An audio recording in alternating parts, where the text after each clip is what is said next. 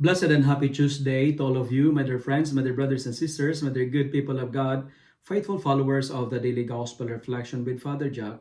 My dear kababayans, today is August 27, 2024, and today is Tuesday within the 21st Sunday in Ordinary Time, Year B.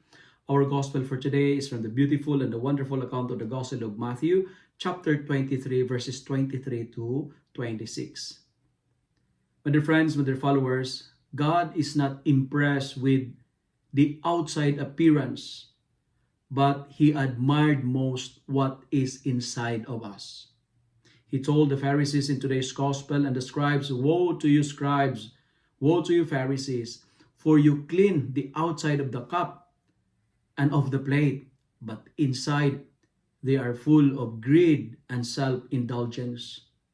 My dear friends, our religion has nothing to do with looks.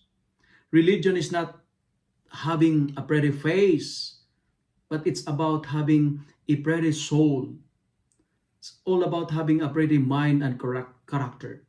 It's not about being noticed, but it's about being remembered by people. Looks and appearance does not matter, because the Lord looks on the person's thoughts and intentions. The Lord looks on the purity of our heart. That's why let us prioritize internal purity.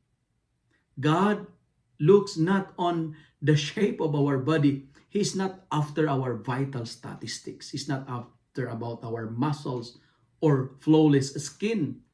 But God is after of the shape of our hearts and the wonderful deeds we perform to the needy.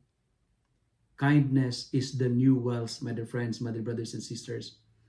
What inside of us are more important than the outside.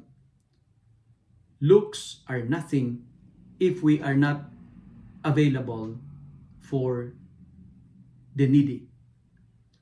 What makes us pretty, what makes us beautiful and attractive is our ability to help the needy.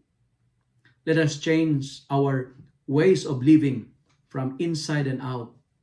Our duty is not to be pretty. Our duty is not to be attractive, but to help the poor, to help the needy. Witnessing, therefore, is the way to being pretty. As what I've told you, kindness is the new wealth.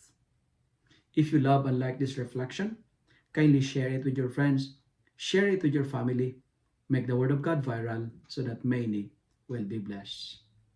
Amen.